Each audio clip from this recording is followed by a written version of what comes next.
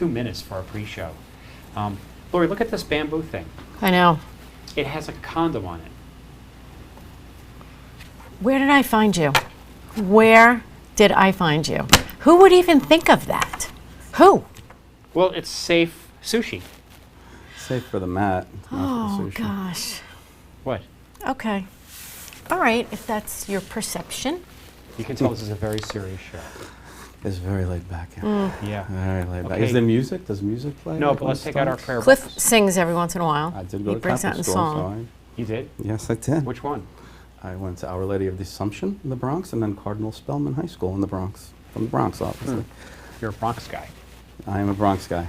I like the Bronx. I just don't like the Cross Bronx. Nobody does. I don't like it. I do the Harlem River Drive whenever I can. I avoid that. I tell people I live on Long Island, but I am from the Bronx. And that's something to be proud of. It is. I'm very proud of that. And, my kids think they're from the Bronx. They do? Yes. And there's a story about how the name the Bronx came to be. The family owns. Right? Yep. The Bronx was the actual Right. name, and they owned the large farms, and that's why it's the only borough that has the th. Right. Yeah, because it was originally a family name. Yeah. How do I look, Frank? Looking good. Are we almost 5:30? Oh, I look. What Yes. about, I'm the I guess star. so. You're here every week. You're Jimmy Fallon. How do you like our kitchen? That's a nice kitchen. Yeah. I want to work there. You do. It's beautiful. This is your kitchen. Frank, I'm not It is. getting it live. It looks different from behind. And then you see your Oh, angle? that's nice. Huh. Oh, the gray. And it is didn't come up really- on my phone. Oh, yeah, I got the same problem. Is it 5:30? Yeah, I- and a second. Hold your horses. What's the problem? It's not coming out. This is what I'm getting. Let me make sure I'm on the right. It's all under control. Oh, I think I know what's happening. We're not on the right pages, are we? No. So the Facebook page Is. is Streamcast Network. Yes, the Streamcast Network. Correct. YouTube would be Cliff. Oh, I know why. Okay. Good Frank. Should be fixed now.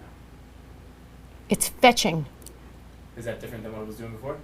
No, I'm reading it there, but I'm still not getting it up here. I'm gonna let me refresh. What does it tell you when it goes on? Yeah. Like you know what to look for, And we have obviously. about a 15-second delay from what's actually. Oh, so if I Okay, curse, got it. you We're can good. bleep me, or do you not do that? Oh. Not that I We don't curse. Okay. There's an alternate Yeah, Yeah. dimension. Has it That's ever not- gone? Let me Has it ever shown? Get has out of show it ever and get gone back in bad? it. Like, has anybody ever said, I'm out of here? Like one of Not the political that bad, shows? not that bad. Wreck the place. Yeah, not bad like that, but Go on like Facebook. sometimes we've had guests that were just it was so brutally difficult to get. Streamcast. Like they were just the nervous. Show, or just they're not good on camera. Right. Nice people, Live good Right. businesses, Right. interesting stories, Videos but they didn't live, know how to yes. communicate it. Yeah. And it's like pulling teeth. And did We're they good. get like nervous? Like, can you see it We're when on somebody like, okay, we're live, I and do they the go, best I can. and they go, you know. No, they don't show it. Although I have had on a couple of guests that were so nervous. You're live. They had to. Oh, we're live. Hey, And they finally. were so nervous that Yeah. they had to have a shot of something Wow. before they went on. A couple of Xanax. No, Yeah. tequila. Okay. Yeah. You didn't offer me any of that. Yeah, well, I know. I'm very nervous, Cliff. Very nervous. You look really nervous. I'm Chef. I'm shaking on the Yeah. inside. So it is 5:30 something, Lori. What time is it? 5:30. It's 5:30 now. Right. Wow, Frank, you did it just in 5:31, time. Do you know what 5:30 means here? Tell me what 5:30 means, Cliff. 5:30 means Frank J. Parisi. He likes the J. Let's roll 'em.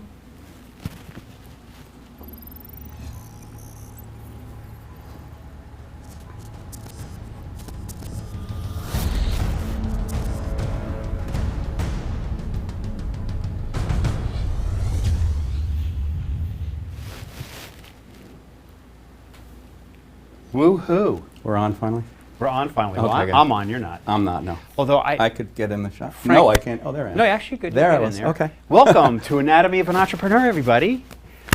Guess what we have here tonight? I'm not alone, as I was I last know. week. Why did you not do it last week? No, here's what happened last week. Because you wanted me to come last week. Just so that everybody knows. Yeah. I screwed up big time. Cliff. Frank J. Parisi told me 6 weeks ago, Yeah. Cliff, I'm going to my sister's wedding in Florida. I will not be there on Monday, May the 26th, something like that. Yeah. Okay, Frank. And he must have told me 3 times.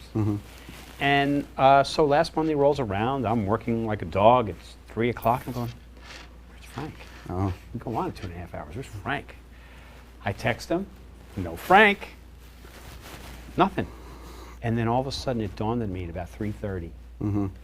I said, oh, no. So Frank you can't J. do the show without Parisi him. is in Florida for his sister's wedding. So I built the shows because we had 2 shows. One of them I can run because I don't have to be on air. Right.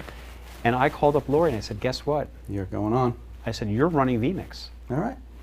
And she had never, ever run that software before. That looks very complicated. Lori's not like a technophobe, Yeah. but I mean, but she's not, you know, like, look at this. It's a little daunting, But we set her up. and she did it. And she actually ran the show and did a fantastic job. As a matter of she did. fact, we were thinking of firing Frank J. Parisi. Poor Frank J. Parisi. Right? What? I didn't think I'd have to watch it like that. Yeah. She Watch just it snuck back, in right. from the yeah. You're supposed to say, so that's how it is. Yeah. Yeah. Anyway, welcome to Anatomy of an Entrepreneur. This is going to be a very fun Yeah, it's show not about tonight. Frank, the show, is it? Could You'd be. You'd be surprised. You'd be saying He's a it works out that way? He's a little needy. Yeah, and he's controlling everything back Yeah, there. of course, so we have to be nice to him. Oh, okay. So, but I'm going to take care of a little housekeeping first. Okay. First you of do all, that. this show is brought to you by My Instant Office. If you need a desk, a chair, a conference room, you need your own office, you need to use our lounge, whatever it is, come on in, sit down, and get to work. You know what they say, Lori Kay? They say, just add yourself. And this show is also brought to you by and sponsored by the Huntington Chamber of Commerce. Lori K. Kelleher. Did you know that the Huntington Chamber of Commerce is the largest chamber of commerce on Long Island? I do know that. I didn't know that. Well, then you're not watching the show every week, because I say it every single week. I missed that part. You probably did. Yeah. And Lori Kay. I had a conversation with Courtney Bino, who's the associate director of the chamber. I said, Courtney, I need something to say. What can I say about the chamber? Do you know what she said? It's the best darn chamber in the world. That is absolutely correct. It is the best darn chamber in the world. So thank you very much, Huntington Chamber of Commerce, for sponsoring this show. Chef Victor, I don't want to bore you. You're good so far. Okay, cool. Yeah. We're getting there, though. But I do. Uh-oh. Okay, getting so there. let's keep it rolling. All right, it's got to be about me. Yeah, that's Chefs right. are all ego. Yeah, You've I know. met a chef, right? Yeah, but I know I'm with a media guy, so it's a little an on-air guy. and on air, right, live. Yes. So watch 2 egos. yeah, okay. All right, let's see how this goes. So Chef Victor, I want to welcome you. Thank you. To our show. Thank you very much. Not only do you have an interesting story, Okay. but I think you have a fascinating career, and you've jumped to the next level. You've taken all the cumulative experiences you've had, you've taken them to where you're going now, which we're going to get to in a little while. Okay. But I want to start with Chef Victor. This is something I ask all of our guests. Okay. In 1 minute or less, Yeah. describe you. Me?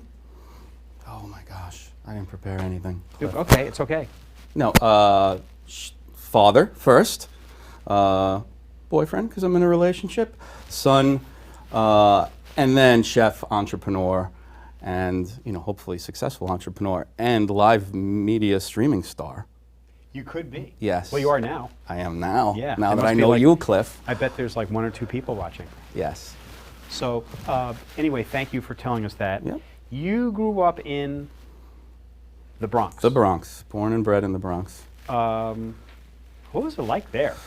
It's awesome. I love the Bronx. We were just talking about this before. I love saying I'm from the Bronx. I live in Long Island, but I'm from the Bronx. My kids are almost conditioned to think they are from the Bronx now. My dad always said that's God's country.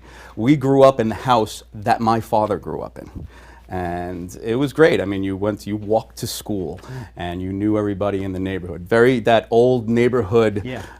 Irish Italian Playing sort of ball a in the thing. street. Stickball. Not that I'm a big sports guy, but the fire hydrants, the spray paint on the train, all those sort of things that kids do, you're exposed to. I didn't do that stuff, but that other kids do that you're exposed to in the Bronx. But it's that great neighborhood feel. My grandparents lived 3 blocks away from us, you know, and in the same house that my mother grew up in. So we were a very close family and a close-knit neighborhood. I actually have a picture of you that I think Lori's going to find. No, that's Michael That's- Avila. That's not me. Where are all? That's Nope, not that's me. Did you That's bring you? the pictures in? I sent you Frank? pictures, Cliff. Where did they? They were all in. Those are them. Oh. So that, yeah. So why don't Oh. you bring those in? We'll talk a little bit. Okay. Okay. So you grew up in the Bronx. Yep. Brothers, sisters. Older brother, older sister, I'm the baby. You're the baby. Yes. Do babies need more attention than the other ones? So they will tell you, my brother and sister will tell you that. Although when I was searching for all of these pictures and had my mother search for all of the pictures, a lot of my brother, few of my sister, very few of me. So I'm the youngest also. yeah, so Same you got deal. the same sort of deal, Yep, same deal. but Very few of but them. I still think I'm the best. My brother calls me Click because when he's talking to my mother on the phone and I Yeah. click in, she always hangs up on him. So yes. Why? And mom's watching now, so because I'm the baby. Of course, Well, Victor's on the phone. well- They gotta talk to him. Hi, Chef Victor's mom. Yeah. Please write if you can write some comments down. Tell us some. Your mom's name. Mary Jane. Mary Jane, please write some of his dirty little secrets. Oh, We need to she won't. expose him. She'll be good. Actually, she's probably very proud of you. She's very proud. Yes, Yeah. they're both very proud. Both my parents. Yeah, that's I don't know about that picture you're going to show with me with the bell bottoms, but we have to go. I have to go full into the bell picture with bottoms. the bell bottoms. I don't Yeah, think they're I was really cool. purchasing my own clothes at that age. So Oh, okay. Yeah. Well, they are very hip, but I don't think they're all in yet. Are they all in, Frank? I'm pulling that one right now. So Yeah. pull that up. Yeah, if you could pull that one up, that'd be great. that's not the Bronx though. When you do pull that picture up. You know, I was going to ask you about that because Yeah. that looked like a suburban home. So like that, on Long Island. and it is Long Island, so that is Hampton Bays. So I grew up in the Bronx, but I also consider that I grew up in Hampton Bays. We spent our summers in the Hamptons. Oh, you spent your summers in the Hamptons? Yeah, Hampton Bays, very blue-collar town, a very small cape.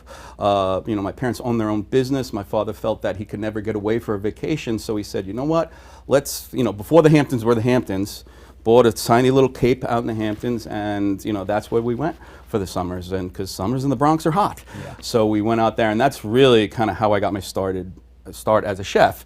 Is my first job was washing dishes at Yeah, I the was gonna go into Southampton that. Inn. Yeah. So you were not like always into. You were not like a foodie or you know. So as a when you were a little kid, right? ironically, and it's fitting that my kids are picky eaters. I was a very picky eater as a kid.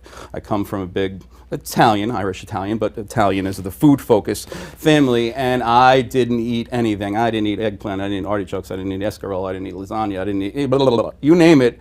I wouldn't eat it, like an idiot. What a I wouldn't shame. eat. What a shame. Yes, these things that I wouldn't eat. That now, when I, you know, talk to my mother and I'm going to go home and visit, can you make blah blah blah? You know, because I kind of missed that. So I didn't explore my food passion until I got older. But I always, you know, I was always intrigued with cooking. I know you pulled the bio from the website. I mean, I used to watch did. Julia Child on TV. Yeah. So before you even show the picture, let's or do you have? No, you know what? Let's talk about Julia Child first. Okay. Talk So about I read that you watch Julia Child. Yeah. So I got the feeling that like if you're going to put that in your bio, that means it struck a nerve with you. Yeah, so, you know, I mentioned it earlier, I wasn't a big sports kid. I wasn't out playing stickball, and I probably can't hit a baseball to this day. So it wasn't really my thing. But I remember coming home after school, you know, it was only 13 channels, and she was on channel 13. So I remember watching it, and obviously she was very entertaining. People loved her, and it kind of hooked me. I didn't watch the other. There was a couple of other, maybe one or two Graham other. Kerr, Graham Kerr was Developing on. Gourmet. Yeah, so he was on. I didn't like him. Yeah. I don't know. I found an affinity to her. She was funny. Yeah. And I also loved Human. She was very human. very human, but cooking French food, which is very technical. Right. And I love that part of it, so that you're very personable, outgoing. She seemed to have fun on TV. Everybody remembers her beating the monkfish, Yeah. you know what I mean, or the puff pastry. But again, following a very strict recipe. So I was like, oh, this is kind of cool. And then Frank J. Parisi's here. And then I kind of got, I would start to watch it. And then I would start to kind of cook a little bit at home, still with the picky eater thing. Right. So, but the kind of the seed was planted, I suppose. And, you know, I don't know if I started experimenting a little more, probably not at that age. But I kind of was enamored with the whole idea. You know, looking back now, Julia didn't become famous till she was 50.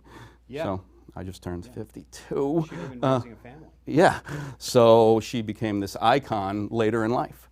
So I have time. You know, there are a lot of people who actually did not find their success until later in life. Yeah. So again, I had the seed planted, and then, you know, fortuitous, we went out to the Hamptons for the summer, and was great. But I wanted to start working. Again, my parents owned their own business, so I had a strong work ethic. So first job was 13 years old. You didn't work for your parents? Did not work for the family business. What did they do? My parents own a funeral home, 2 funeral homes actually. So great, very successful at it. My brother entered the family business. His sons entered the family business. But I decided to go a different route. You know, my first job, summer job. Any kid wants to get a summer job, and I got a job washing dishes at the Southampton Inn. And as soon as I walked in the kitchen, I just loved it. I loved the action. What did you like about it? The action, the ambiance, it never stops. It's very social, but you have a job to do. And washing dishes is very zen. They come in dirty, they go into the machine, they come out clean. Not that I knew what zen was back then. I do now in my later years. But I kind of liked all of it that really happened. But while I was washing dishes, I was keeping my eye on the other things happening in the kitchen, going, oh, that's a cool uniform, and working with food, and now seeing food on a large scale. You know what I mean? Giant walk-in refrigerators and pieces of meat this big. So it was very exciting. That was my first summer job. Then the next year, I went to a different restaurant, a restaurant called The Deck, which is semi-famous in the Hampton Bays on Dune Road, and started washing dishes there, but ended up working there for 4 years and working my way up through the ranks. So, but you started working there at the first place, the Yeah. inn, when you were about 14? 13. I 13. think I had to Okay. go get my working papers that summer to work. I remember those. Yeah. So that photo Yeah. of you, how old are you in that picture? Which one? This one. The bell-bottom one? Yeah, are you? That's maybe 8, 9. Okay, so you're not even old enough. No, I'm not there yet. Those are some fantastic pair of bell bottoms. They are. Not only are they a fantastic pair of bell bottoms, but I like they're high enough so in case there was a flood in the you wouldn't get wet. In my years too, I would have floated away. And yeah, the color scheme was terrible. I had my Eddie Vedder jacket on though, so I think I looked pretty cool I think you were ahead of pretty time. So that would have been around 1976? 76, 76, 77, I think that was the year we got the house out there. And I could tell by the picture, like, none of the shrubbery is grown. Consequently, my sister has that house now. Oh, that's out in awesome. the Hamptons. Yeah, so we keep things, McNulty's keep things for a long time. That's really cool. Yeah, That's so really I still go out there, still have friends out there. My 2 best friends that I've had for, since I was 14 years old, both met at, you know, those 2 restaurants that I mentioned, both still in the industry. Right. You know, you make these lifelong friendships. You know, the thing about the restaurant is you work a lot of hours. You don't make a ton of friends. You don't go out, you know, when everybody else is going out on a Saturday night, you're working. Your friends are who you're working with. Correct. So you build these lifelong relationships with people that you're in the trenches with. So when did culinary start to become a passion? Probably maybe the 2nd or 3rd summer when I was working at this restaurant called The Deck. Again, it was a very busy Hamptons hot spot, but great food going on there. And that's when I kind of said, hey, I could see doing this. Now I remember watching Julia Child as a kid, and now you kind of see how all of it goes together, and liking the action of it, like I said, and the fast pace. You know, I remember when my first day working at that restaurant, they were like, oh, the dishwasher for tonight called out. Can you work tonight? And I was like, are you going to pay me? They're like, yeah, we're going to pay you. I'm like, yeah, I'll work. And they're like, can you work a double shift tomorrow? I go, absolutely. So it was that, again, that work ethic, hey, make some money, save for a car. You know about that. And then, but also, it has that social aspect because you're with all these friends that you've made now. And you know. And you like being so would you say you like being around the food and the action more, or the people more? That's a good question. I think at that point it was probably the people and the action of it. I didn't really start to develop the food end of it until I went to culinary school, until I decided to go to culinary school and really kind of broaden my horizons. So the passion was full blown. The passion for the restaurant business was full blown. By? I think by 15 Okay. years old, after working in it for a couple of years, going, hey, I could do this, combined with, hey, I have this work ethic from my family who owns their own business, to say, hey, I think I want to own my own business someday. And that's, at that point in my life, I said, okay, after I graduate high school, I'm going to go to hotel and restaurant management school, because that's how you own a business. You go to management school. I didn't know enough about the industry to say culinary is the way to go. Yeah.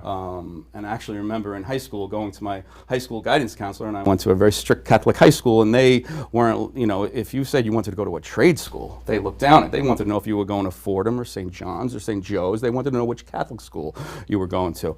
I ended up going to NYU. NYU had a great hotel restaurant management program, so I went there, took the number 6 train into the city, because I didn't want to go away to school, and went to school and hated it. I hated school. I hated high school, I hated grammar school, I hated kindergarten. It's ironic that I'm a teacher now.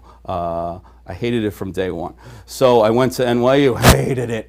And What were you studying? I was in general studies at the time, because I was taking my core classes for hotel and restaurant management. Right. Because I'm thinking, well, you go to school for this, you're going to start doing all of this fun stuff that's going to make me own a restaurant.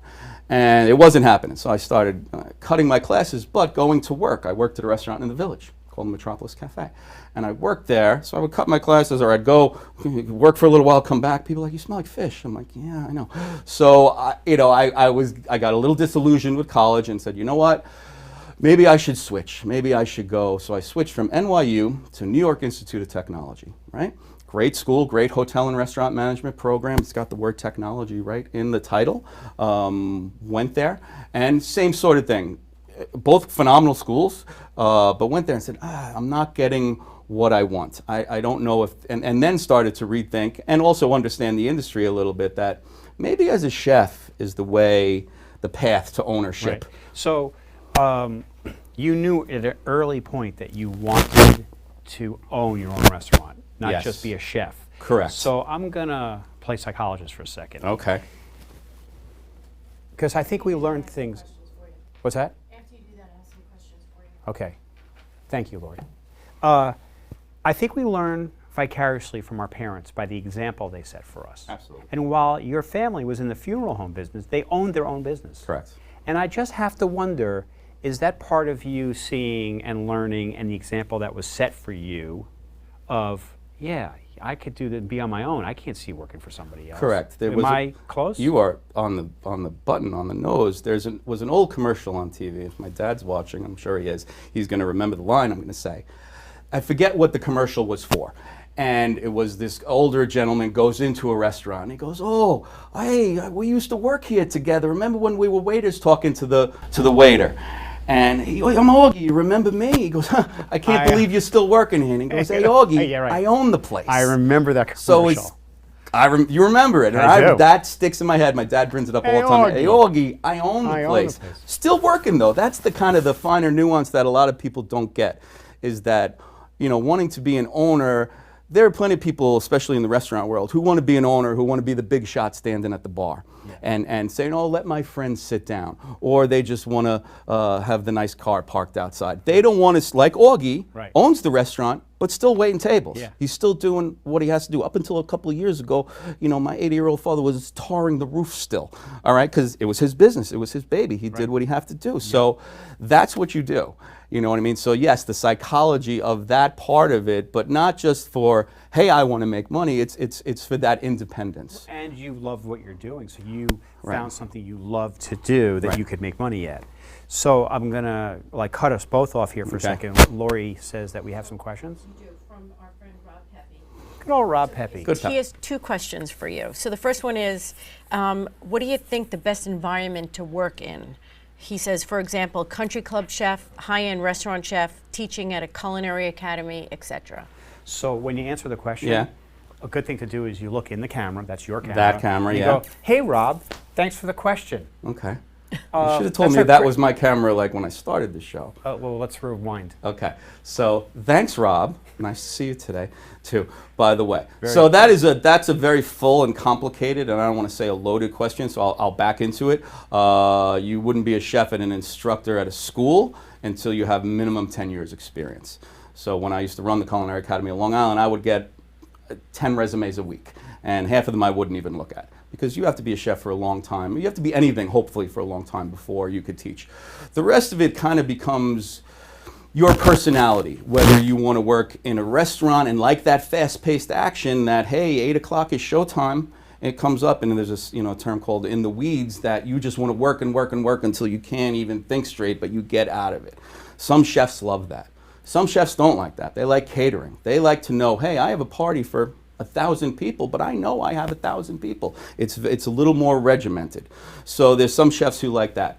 Country clubs are great if you can get into a country club, but kind of once you work the country club route, you kind of stay in that. So you almost kind of stay in your lane, depending on which route you go. As a chef, you can't be a country club chef for 10 years and then go get the job at the hot restaurant in Huntington. Or vice versa. You can't be the hotshot chef running whatever gastro pub and then expect to be XYZ chef at XYZ club. You know what I mean? So it really depends on the person and what they're looking for. Do you think it's like a personality type, and you just kind of like everybody seeks their own level? Yeah, I think so. I think once you find what you're comfortable in, there's the definite, and I've worked to kind of scan the band. I worked a lot of different things. I worked corporate in New York City, and they're very different animals. The different chefs are different animals, and it's hard for a lot of chefs to go, like I said, to go from one for the other. Some people just kind of get stuck also. They get pigeonholed that, hey, my first job was here, and I've been working here for 10 years now, and now I'm here.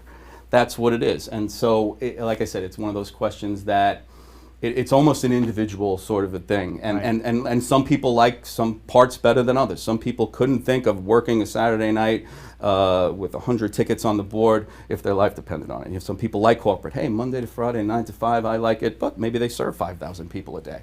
Well, but still, it's more than 9 to 5 because you have all the prep and everything, which leads me to my next question. Yes. Which is... Wait, I Did have Rob had two. a second Yes, question? I have 2 questions. Oh. Sorry. You can get to. Sorry, Rob. Mr. Sobel. So he Sorry, said Rob. if you wanted to impress somebody, Yeah. do you have a signature dish? And what is it? That's the question chefs get all the time. What's your favorite dish to cook? Right. And that's like asking me. This is like an impress me Which is my kind of favorite meal. child, right? You don't have a favorite child. You don't have a favorite dish. And really, as a chef, if you had one thing that you always made, goes to that pigeonholing thing. Like, you should always be experimenting and growing and realizing what you don't know. Like, if you've mastered a dish, move on to the next dish. Right. Or really the type of cuisine.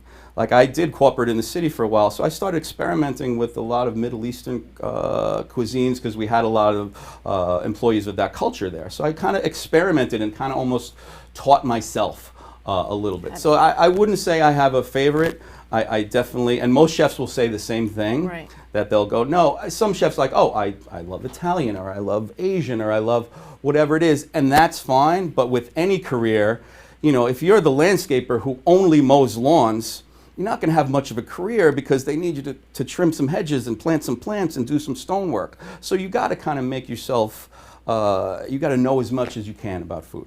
And one more, Maria Misko, do you know who she is? Yes. She loves the logo on your jacket. Yeah. That's because she probably designed it. I was going to say, probably, Yes. right? They Maria did. and, Daigo. Daigo did a phenomenal job with my logo. I brought them a rough thing that I made, cutting and pasting in a Word document, and they took it and they made it I actually beautiful. think it's a really awesome. Their work is great. It is great. It is great. I love their work. Yeah, I mean, I tried to stay local. Rob from Good Pep, obviously Huntington. Daigo from Huntington, because I like to go and meet people. Right. When they're going to be my vendor for whatever it is, I want to sit in front of them. So I have to go, and if I have to yell at them or if I have to bring them a tray of cookies, Yeah. you know what I mean? I want to go, phenomenal job, or Yeah. what the heck is this? Like, I don't have to do everything email, text, and phone, even though that's the way things are done now. I had plenty of people from Fiverr and all these freelancers contacting me for the website and stuff.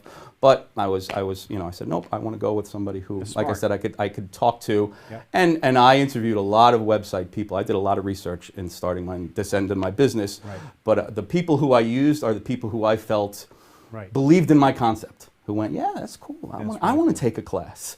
So speaking of concepts, which we'll get to in a little while, entrepreneurs have to work their asses off. Yeah. And the restaurant business is no exception. Right. How hard is it to own your own restaurant? So it's the worst of both worlds. I mean, you're any business. If you own a greeting card store, it's 24/7. You work at a restaurant, it's 8 in the morning, because that's when the deliveries start coming in, till 10, 11, 12 at night, right? Because you work at a busy restaurant, even if you close at 10 o'clock, the last order comes in at 10, you're not done cooking until 12. So you have all of these hours and all of this. I mean, I didn't see my mother for 25 years on Mother's Day, because it's the busiest restaurant day in the world. So it's really a lot. It's grueling. It's grueling. I owned 2 restaurants. And it got to the point that when my little guy, I call him little, he's 14 now, but when he was born, I go, that's it. I have to change what I do. I have to do something else. I only know how to do this. I certainly didn't want to change careers because I still loved food and the industry. But I was like, I can't not see my kids. I got 2 little kids, and I'm like, no, I gotta. So I got out. I sold the restaurants. And, Wow, that's pretty wild. And that's that when you I did that. started teaching. Right. Yeah. So and you started out as an instructor at a culinary academy, and then Yep. you ended up becoming the president. Yeah. So The cream always rises to the top. How Right. did you get there? So, I sold the restaurants, and I had a ton of job offers, but I didn't want to go frying pan to the fire or working for somebody else doing the same hours. So I was looking for, I always knew I wanted to teach, but I thought I'd do it later like at this age. Okay, now I'm ready to retire, let me go teach. You know what I mean, kind of like that. So I saw an ad for a culinary school on Long Island, Culinary Academy of Long Island. I never heard of it. Was living in Westchester at the time. The restaurants were in Westchester. Sold the restaurants, sold my house, and was looking to move somewhere near the water. So it all seemed kind of perfect. Met the owner of the school, and he's like, okay, you seem to have the right personality, because teaching's all personality.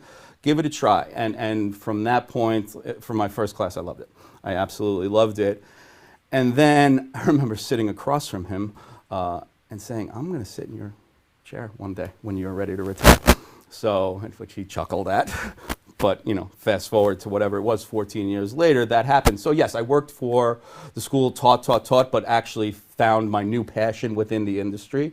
Within a few years, I then won ACCSC, which is a national accrediting body that accredits all trade schools. I won Instructor of the Year for the entire country.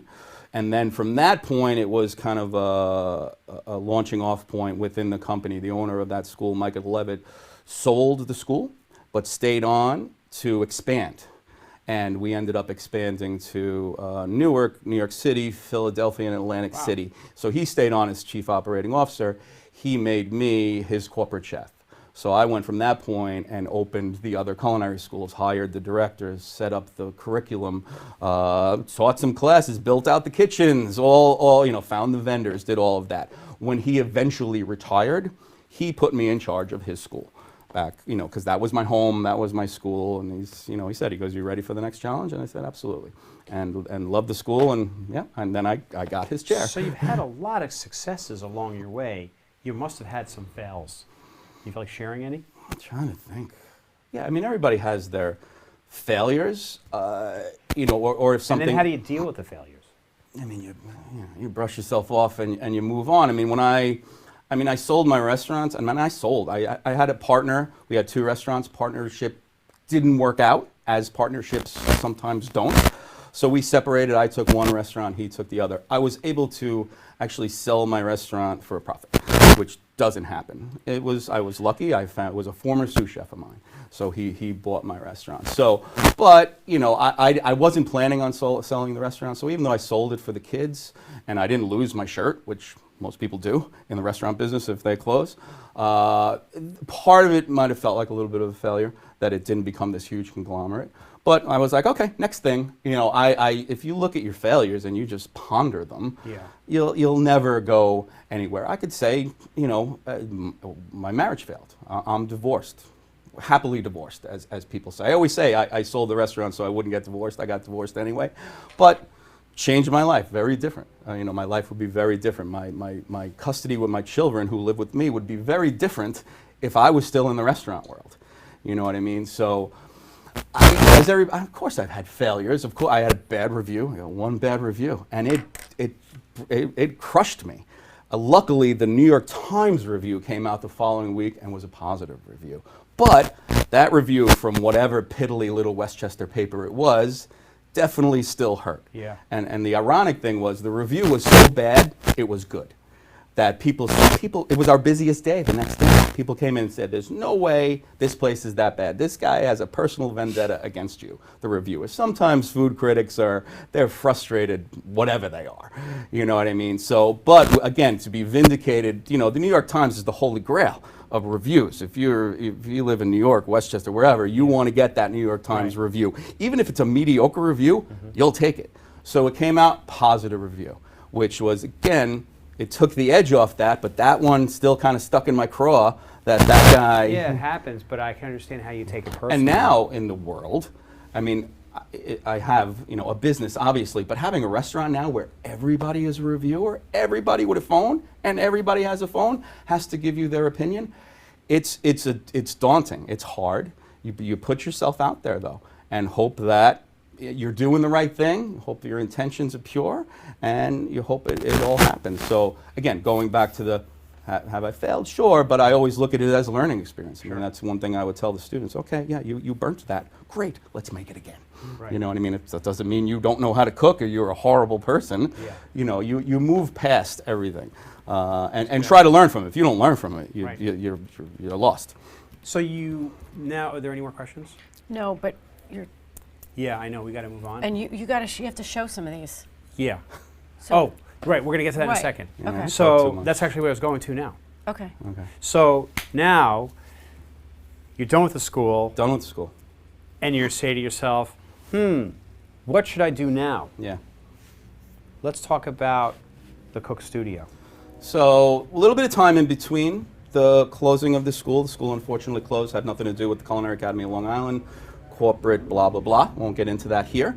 But what do? I actually tried to buy my school when it closed. Couldn't because of all the legal ramifications. So I said, okay, you know what? Let me take a break from trade schools and culinary education for a little bit. Let me do corporate dining in the city that I was talking about Monday to Friday, 9 to 5, right? It's got to be easy. 9 to 5 turned into 4 a.m. to 2 p.m. So during that time, I was like, I still had my passion. I was like, I have to teach. I can't open a full-blown culinary school. It's just, I don't have an extra $3 million and a year and a half to wait for. Oh, I should have. I didn't know you then, Cliff. Right. We'll talk after the show. Or a year and a half to wait for all the licensure to come through from New York State and the Department of Education. It's so complicated. You would never do it. Nobody would ever do it. And I wouldn't do it. And I said, let me do some recreational stuff. I was freelancing for a couple of people doing some recreational classes, and I was like, you know what, maybe I should just do it myself.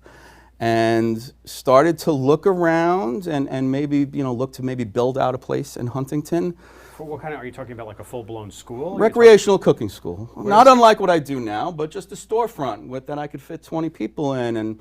But the rents are so high, and the business model, I would have to do 5 classes a week right from the start. I'm also a pretty smart business person, and I'm under no delusions that I'm going to make $1 million as soon as I open the door. Just because you build it, they don't come.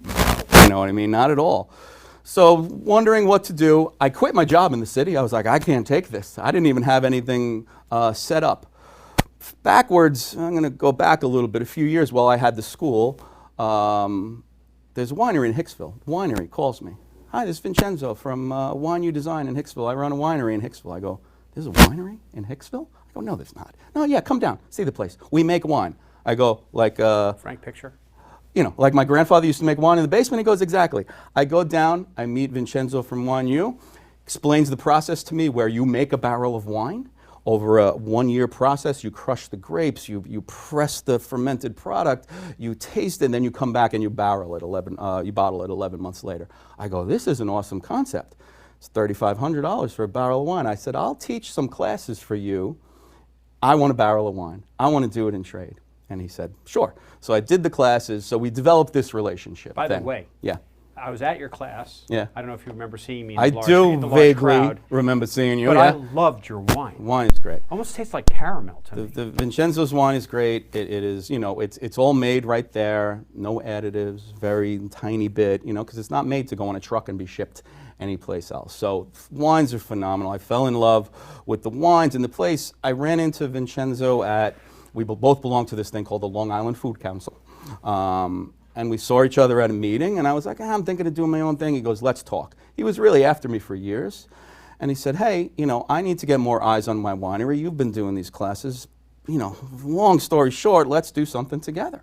And that's how the idea for the Cook Studio was born. That, okay, yeah, I'm going to work. Tell us the concept. So the concept is hands-on interactive cooking classes, which the concept changed a few times. When I first talked to Vincenzo, we were going to do it almost not in the barrel room. We do it in the barrel room now. We were going to build out almost a foyer, an area that would be the kitchen. And then we finally decided, let's do it in the barrel room. Right. That's the unique space. All the barrels are in the background, interactive cooking class. That's where the concept was born. So that, okay, again, interactive cooking class includes wine. You're in a unique space. It's at a warehouse in Hicksville. It's like the hipsters going to a rave in Brooklyn in a warehouse. So that's the concept. Also looking to grow the concept to say, okay, now that I've done it here at Wine U Design, let me talk to another winery. I'm talking to a winery here in Northport. I'm talking to a couple of breweries that kind of like the concept. Like Six Harbors. Like Six Harbors. Beautiful spot. We're in talks. We're going to see if we can kind of put something together to do it there. I think it would be a great spot. It's in Huntington. I live in Huntington. It's beautiful, and it works for both parties. For my business, obviously, I'm getting a space to use, but for the winery or the brewery, they're getting more eyes on their wine or their beer or their entire facility. So then you can pair your dishes Absolutely. to what they have Yes. in their facilities, in a brewery, in a winery, in a vineyard, which is so cool. And I really love the fact that you go to these different venues because it kind of just spices it up, and it's not even like it's the same old thing for you. Right. No, you're right. It's interesting for me. It's interesting places. It's almost like a movable feast sort of a thing. And these other places that I'm talking to, I would maybe do one class, a Wednesday night here, a Thursday night there, Friday nights over here to have a variety in North Shore, South Shore. Maybe I'd talk to somebody in Patchogue in 6 months, you know what I mean, to go to the next level. And plenty of places out east. I don't know if I'm ready to go there. Trust me, I have a phase 4, 5, and 6 plan, but you got to walk. That's what entrepreneurs do. Yeah, you got to walk before you can run. You got to prove the concept, which I think I've only been open 6 weeks. We've only done a handful. You've been saying that for a year. I know, right? Yeah, it's been in my mind for. But it's many been in your years. mind for a long time. A long time, a long time. And here's the other thing, and I know for me, because this Streamcast network, it's just started as like a little thing in my head, and Lori's been around it since it was just this little thing in my head. Is that when you started out, and you're also bootstrapping everything yourself, you sweep the floors. Absolutely.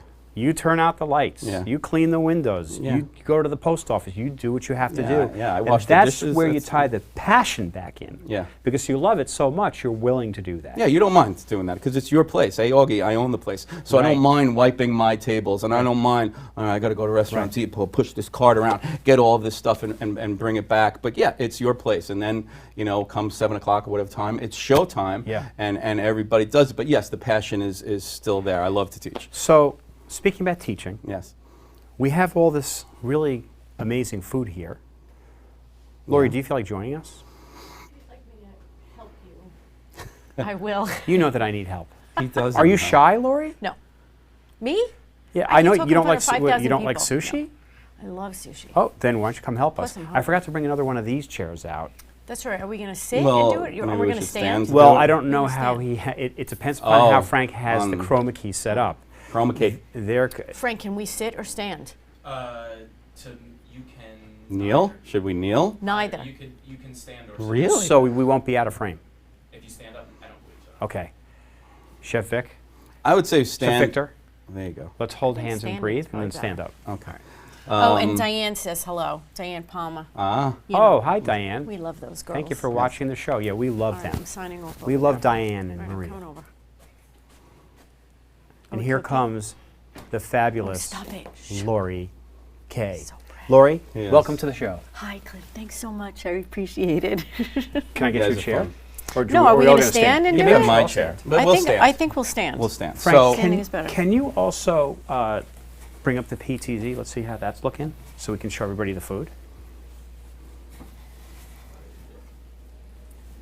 Cool. I think Chef Victor should be in the center. I agree. yeah. You're the star. And you're going to flank me? I'm not the star, though. See, that's the whole concept of the school. It's funny that one of my best friends, that I had met at the Southampton Inn years and years and years ago, who's an event planner now, he even said, and he's probably watching, Brian, he said, shouldn't it be the chef's studio? And I said, well, because he was like, you're the chef. And I'm like, yes, but I don't want to be the star. You know what I mean? I want my students to be the star. I want you took the class. You guys were there on Friday. We had so We had much such a fun. good You heard me talking and We had a lot of talking and fun. talking in the beginning, and you're probably like, Yeah. when are we going to get to cooking? But then once I'm done with my demos, Lori was. yeah. I was what? You were. I was what? When do we get to cooking? When are we going to get to cook? This Oh. guy talks too much. No, I like the fact that you talk, Yeah. in the beginning because you kidding, yeah. educate us a Yeah. little bit about yourself, a little bit about what Yeah. we're going to do. I And try about to the keep it- food. yes. He educated not only about himself and cooking, but he also educated us about the food Give you a little and history, also yeah. like a little history of the food, Of the which I Thai thought food, was yeah. interesting Right. too. So what I try to do, since teaching professional culinary school, and that is a large part of it, Yeah. is the history of food and how everything is done. I try to give you an abridged version of that because I get it. You don't want to hear me for a half an hour and watch me doing a demo. I try to keep it short. I end up going off on tangents, but I've found over the years of teaching that if you're doing it while I'm doing it, it might not sink in. If you watch me do it start to finish, okay, it's going to sink in. Then I can go out from behind my little perch and walk around like I did to everybody and say, "Oh, you're not holding the knife right." Who was that? That was me. We're gonna, That was me. You're going to show us how Right to hold away, the went knife. right to me. He's like, nope. The finger And thing. as I was making my chimichurri sauce today, I actually Did you? folded my finger. Yeah. Yeah, I was like better because Okay. I heard you in my brain. And yes. So if you remember, well, I Yep. try to give you the little tricks. Right. But I set it up as professional as possible. Yeah. You know what I mean? As I would for a professional culinary school, giving you the same thing, but you're not getting homework, and I'm not yelling at you, and I'm not making you clean the kitchen at the end. You know, and nor am I grading you. But you guys did pretty good. And it was also nice that you said, well, this is what we're going to work with, but if you don't like that, you don't have to use it. If Yes. you wanted to add a little of that. So it was That fun was also that cool. And actually, we we could kind of have make a it our picture. own. Frank, can you bring up a picture? There's like a table with all kinds of food on it. And this is Yeah, how that the was it. food was all set up. I took a picture of this. And the food is all set up. And then after you taught us, you then said, okay, Go get what you want. I'm going Right. to give you your guideline, Right. but you can go mess it up all Because you want. cooking is method and procedure.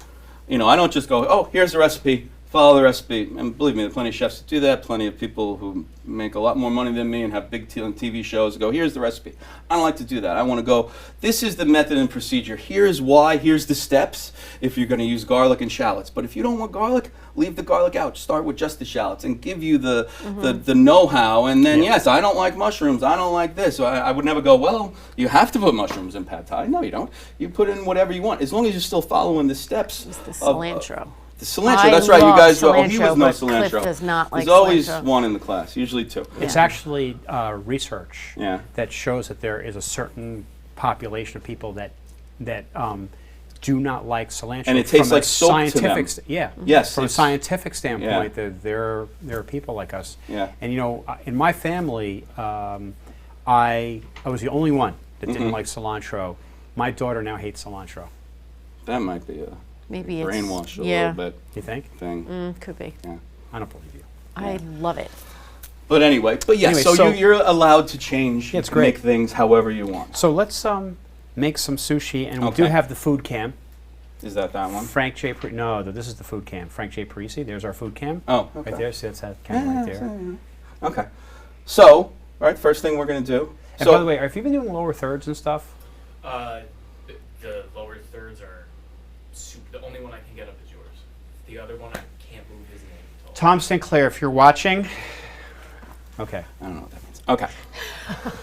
So we have all our stuff laid out. We have our sushi rice, Okay. which has been pre-made. And when I do the sushi class, I give a brief history. I talk about sushi rice. Like, we don't make the sushi rice in the class. It has to be pre-made, but it is a medium grain rice that has been rinsed 3 times and cooked the exact right way in the oven. When it comes out, it's seasoned with, you know what it's seasoned with? You said you made sushi? Yeah. Well, tell me. I'm Um, quizzing him, see? I do know. Rice wine vinegar. It's made with some kind of vinegar. Yes. Mirin wine. Yeah. Okay. Oh, rice vinegar. Rice vinegar, And wine. mirin. There's 2 other things that are in there. Some kind of jasmine. No. It has no wait. There's like an herby thing, a sweet. What is it? He's failed. There's no herbs in sushi rice. It's So mirin right. wine. Yes. Rice wine vinegar. Yes. Sugar, salt. Some chefs put a little bit of oil. So I don't know. Sugar can be considered an herb. No. No. So the rice is made. Oh, so we made ours with. What'd you put in there? You Nothing. use jasmine rice? No. No, that's not the right rice. Let's just say our sushi were edibles. Oh, okay. All right. That's a whole nother thing. Oh my God. That's Okay. a different show. Well, let's it's go. not my bag, baby. Okay. All right. So the rice is made. So we have everything laid out here. Yeah. I used that term the other day. You know what that term is for when everything's in its place? Chefs love it. Organized. It is organized, but that's not the term. Mise en place. Chefs love that. They get it tattooed all over them. We Oh, yell it really? all the time. It means to put everything in place. So it means we don't just start cooking. We don't, like I said, I had all those vegetables laid out there, but we remember we prepped the vegetables for our spring roll and our pad thai at Yeah. the same time. Right. Yeah. We didn't say, okay, I'm going to cut the mushrooms and then walk out of Right. camera and go get the onions and do all of that. All right? So we have everything laid out, but we have to cut, okay? So we have to cut some carrot, some cucumber, and some peppers, okay? So I'm going to show you, but then you're going to do it, all right?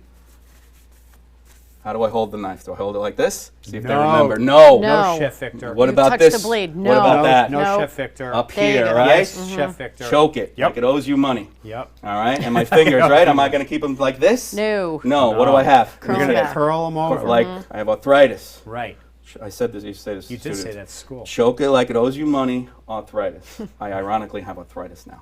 I think. Okay. It's hard to So- choke someone when you have arthritis. Now this is a Santuco. It's a little bit different of a knife that you guys were using the chef knife the other night, which has a rocking motion. Yes. For cutting sushi, this has more of a downward motion. It's kind of the same, but you're still doing the same. You're still holding it the same way. You're still keeping these guys bent back. Why choose one over another? So for the flatter cuts and the julienne cuts, I could have used this for the Thai class too. I have more of the chef's knives, but this is more of a traditional Japanese knife to cut some of these vegetables with. So different chefs like different knives for different things. It's really what you feel the most comfortable with. Do people use the wrong tool for the wrong thing? Absolutely. So, but switching between a Santuco and a chef's knife or a French knife, that's not a grievous mistake. Gotcha. Okay. So remember, right? We got arthritis. All right. So for the carrot, we want to make sure Oh, we right. square it off a little bit so it's flat, and then straight down. Okay. And then remember, we stacked them. Do you want to try it? If you want me to, I will. I do, because I want to see if you remember. I'm going to eat that cat. All right, so you go here. Go ahead. Or do you want me to cut these? I want you to cut those into strips. Oh, okay. It's a cooking school. I can't just sit here and make everything. We're just going to watch him do. Are you a lefty? He's a lefty, yeah. Oh, I didn't know that. That's why. Oh my God. Blur this out, Frank. This is. Okay, it's fine. I'm teasing you. Okay. You Wow, want to cut the my carrot? You want to cut the feelings cuke? I'll cut it. Or hurt. Okay. Cut the cucumber. Call my therapist. It's just like that. All right. Just so the same sort of way. Remember how to. Got it. I'm gonna let you do it. It's so See how she skinny. does. Don't mess up those hands. You need them for work. Sobel. Yeah. We don't want to get you fired. Yeah. Be very hard to fire her at this point. She's holding the knife the right way though. She is. She's doing a fantastic job. Except there goes my nail polish. Okay. No nail polish. It's hard to hold, So now what you do is Is don't flip stab me, it? is you flatten it out Right, and then okay. do it again. Oh, See, and this look way. how it's stuck to the knife. Oh, I because you didn't cut it even nice and notice it. thin. So yep, Hey. good. We don't have to cut that whole thing unless you Got want a it. lot of cucumber. No, Good we job. don't. This Thank is you, sir. awesome doing this live. It is magic. I cut myself. But then we do the same way, right? We stack them up and then just go straight down. Oh, our table's shaking a little bit. Okay. All right, so we cut a few of those. I just wanted to see if you guys remembered from. I remember because I got my hand smacked. See, once somebody tells you do it wrong, you never Right, remember I forget got the it. wooden spoon? and I Right, hit you right. with the wooden spoon, because that'll learn you.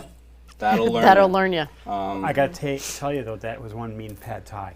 It was You guys, so good. you guys did a good job. It was and delish. the summer rolls were great too. They were good too. We put garlic in raw garlic in our I peanut know. sauce. Nice. We like garlic. That's good. So you follow the idea that if you just follow the concepts of cooking and the procedures, and but yeah, if you want more garlic, put more garlic. Did you use some of that Thai, the sriracha sauce, the super hot one? No. I did. I separately because I she was doesn't a little like afraid. hot. But I will I tell like you, hot, Lori, but I don't like it. that I don't want it to. sriracha Yeah. is some of the hottest sauce. Right, I've and that ever would had. kill my taste buds for the night, and I wanted to enjoy the, Right. you know, I was like, oh, I don't want to ruin the night Okay. with that. All right, so now it's going to be sushi time. So, you know what this is called? Seaweed. I know. What's the actual name? No. Don't look. I don't even know if it's on there. Well, I it's don't probably even on there in think it's in Japanese. English, A Yeah. wrap, a roll, a Seaweed pancake, paper? Oh. a Nori. square. Oh, nori, right. Oh. I know that. It's called nori. I know Okay. that. So, okay, and then we have bamboo. Maybe I'll do one while you guys do it. Even Good though I said I idea. would do it because I'm sure we're running out of time. We're actually over time, but that's fine. We're That's over time? okay. Let's keep going. It's We're having okay. fun. Yeah. It's okay. I own the Okay. show. Okay, excellent. We know the owner. I know. Okay, so what we have a bamboo mat, right, wrapped in plastic. Why, Cliff? Go ahead, do your filthy Oh, joke. safe bamboo. Safe bamboo, yes. Ha ha. Okay, so it's to keep. Ooh, he's getting familiar real fast. That's right. He's starting to sound like you, Lori. It's that chef ego thing. Oh. All right. Okay, so we want the mat to be in front of us with these guys horizontally. This looks like a rectangle, but a square, but it's really a rectangle. Okay. So we want it in front of us. There's lines where it was milled. I don't know if you could see Yes. in that line there.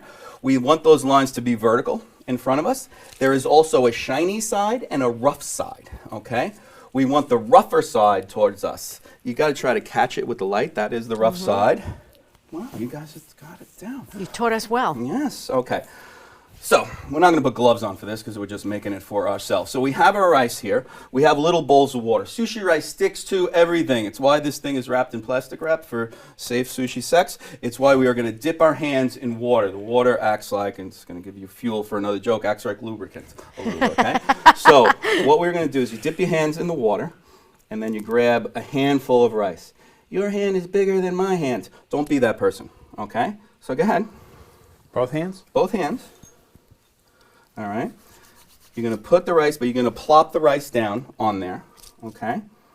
Then what you're going to do is you're going to start to gently spread the rice around. We want to imagine the rice being like 2 grains of rice high.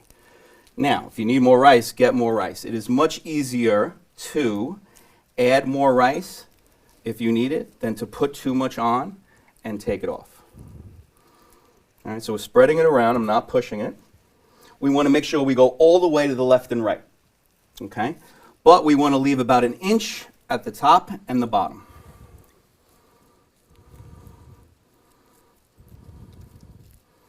Great camera angles, Frank J. I am noticing. Oh, good. Should have Frank make some sushi. Frank's going to be the taster. I hope he's eating. I hope he likes wasabi. Oh, yeah. I didn't bring I'm a better wasabi. taster than a I preparer. did, okay. Yeah. Okay. I spackle my wasabi on. Do you? Yeah. You can put it on there now. Okay, so Um, see how we went all, okay. Oh, so you really Left and don't- right. Oh, sorry. All the way My left and bad. right. You know, if you leave that empty, when you roll it, it The ends up first looking one like is a, right. it looks like a cigar. Right, got So it. that's a different class. I don't do that class. That's the Cuban class. I'm only half Irish, half Italian, and half Japanese. Okay. There you go. All right.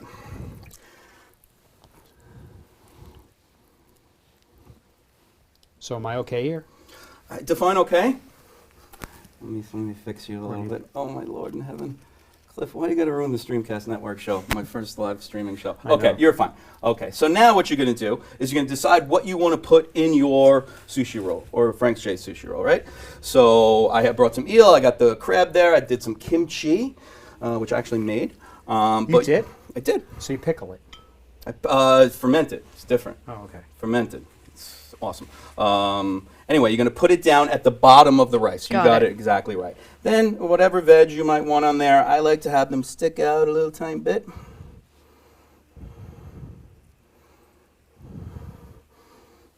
Keep them neat, neat, neat. Fond de Look, place. beautiful. Mise en place. Oh. But that doesn't really apply now. Also brought some sesame seeds. If you wanted to throw some sesame in there, you could. Totally up to you. Again, this is Oh, all I method love and sesame. procedure, Me so too. whatever you want. You know, if you Yes. wanted to put the wasabi in there, you could. If you wanted to put the ginger in there, you Ah, could. got Totally it. up to you. Let me throw a little bit of kimchi. What is that? That's the kimchi I made. Oh, I'm doing that too. Okay.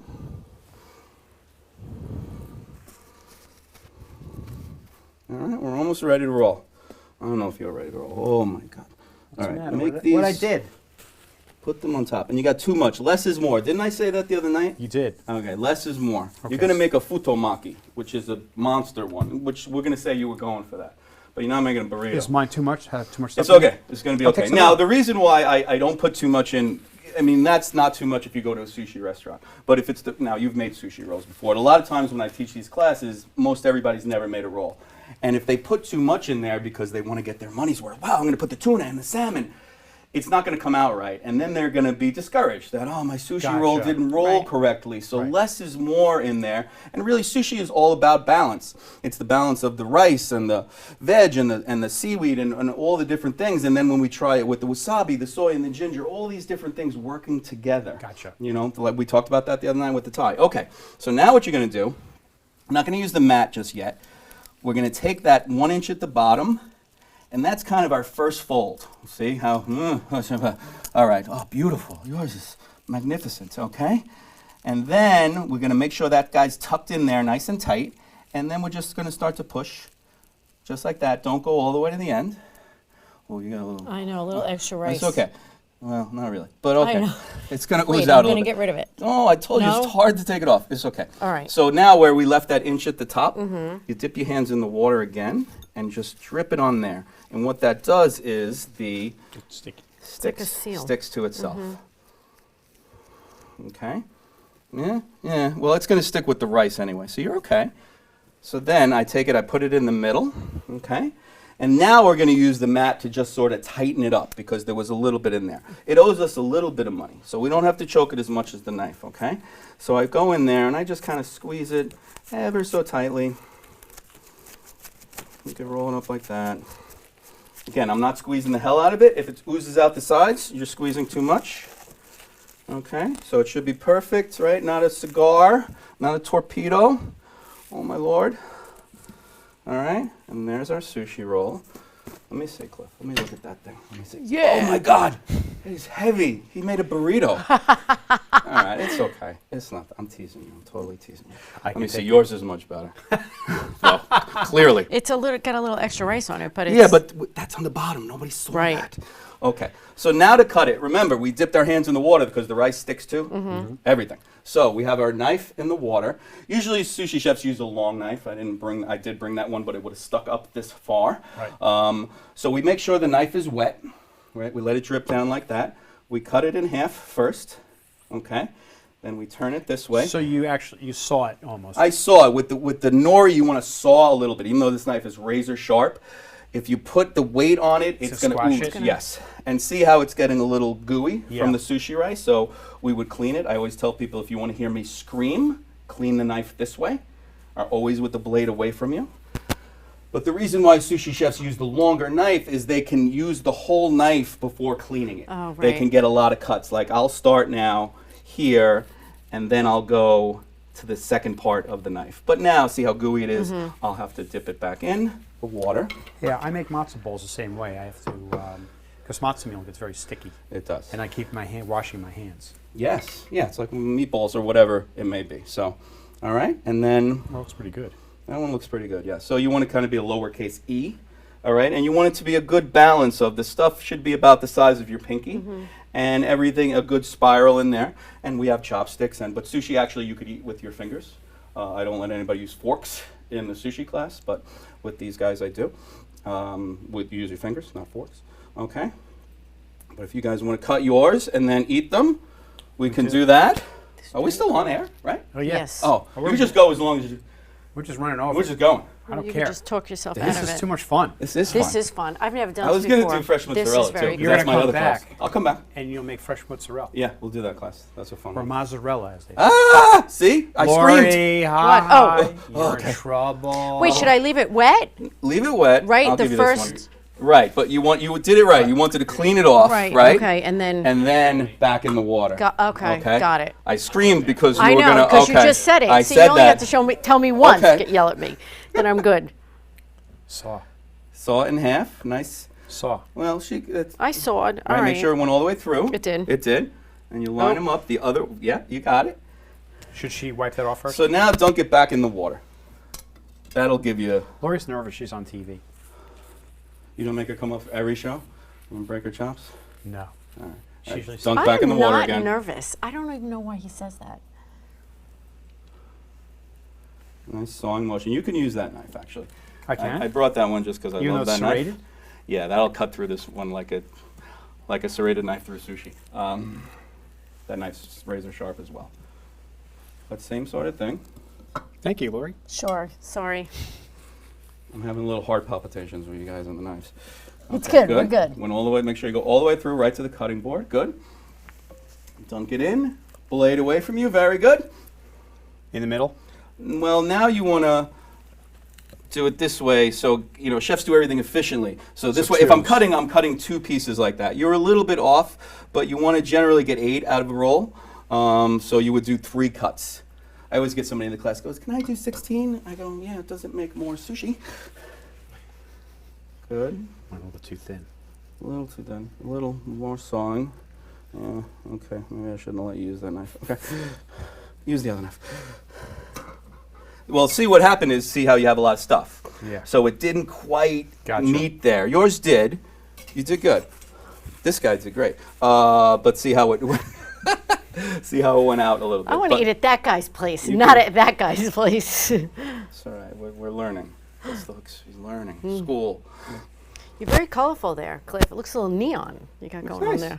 It's funny, I bring carrots to the class just to give everybody something to cut. Right. Carrots aren't really super traditional in sushi, but I like for everybody to have just a little bit of knife skills Right. in the class to, you know, because cucumbers are pretty easy to cut. Cliff, it looks good. But then I had one class, they all made carrot rolls. Like I ran out of carrots. Oh. They were just all carrot rolls. They left all the tuna. I go, okay, all right. Okay, I wouldn't cut them anymore. Not this one? That's that's true. you're going to It's have to gonna eat look that like- one off camera, I think. Oh. Awesome. Awesome. That was great. I Good can't job. wait to eat this. Me either. Do Yeah, you want good to job. do your thing? Mean say Or- goodbye? Yeah, or do you want Do we to? wave like in the old game shows? Yeah. Like, goodbye now. No, we do like in the dating game where we go. Right. Big kids. Nah. Well, I really appreciate you coming here. That was my pleasure. And Frank, we didn't put it up there, but please put up Chef Victor's website, which is www.thecookstudio.com. The cook studio. and you do class, and you can find classes and schedules. Schedules what of the you're classes are up cooking, there, and the class descriptions are up there. Everything is gone. We have our Instagram feeds into there as well, so you can see all the pictures Yep. from all the classes It's that awesome. have happened. All my contact information. I will do in-home cooking classes. So that's a separate conversation, but some people have approached me. We do private classes at the school as well. Okay. That somebody just takes the whole room. We took your class. Yeah. We had a blast. We had a great time. We were Take the talking about class. what can we It's do. a lot of fun. Yeah, it's a lot of fun. You guys are a fun group. We'll be back next week. I don't even know who's on next week. I think it I'm could coming be- on again. Yeah, I think Chef Victor's coming on with Chef Allen. What's that? Credits in there or no? What's that? Were there credits in there? I did put credits in there. So the credits are in. Not this one, right? No, that's Michael Avila. There's new credits. So we'll be on next week at 5:30 p.m. Plastic surgeon? No, that's no. He's not a plastic surgeon. I'm sorry. He's the a gastro bariatric surgeon. bariatric. Yeah. Yeah. So after you Right, eat him? the sushi, then Right. you have to go see the bariatric surgeon. Eat too much of the sushi. Right. He's You eat next too week. much of the Too surgeon. many carbs. I think Yeah, so. They don't That's like right. that. I know. No, there's That's a good okay. amount of carbs in here. There's a lot of, well, especially yours, yeah. This is good. I know. I'm sorry. Cool. Well, I thought too high meant like about 2 inches high. So, Yes. but Frank is looking for the credits because we want to give. I think I have them. You did? Okay. Alright, So, alright. but we will be on next week at 5:30 p.m. I know we're having on. I think it's either Chef Allen from Babalu, maybe coming on. Oh. Or He went to my school, you said, He went right? to your school. Awesome. He was one of your Okay. students, I guess. Awesome. Or we have some other great guests coming on. But we will be next week. Frank J, do you have the credits? Yes. Frank J. Parisi has the credits. Thank you so much for watching the show. Thank you Please for come having me. back next week, and we'll see you soon.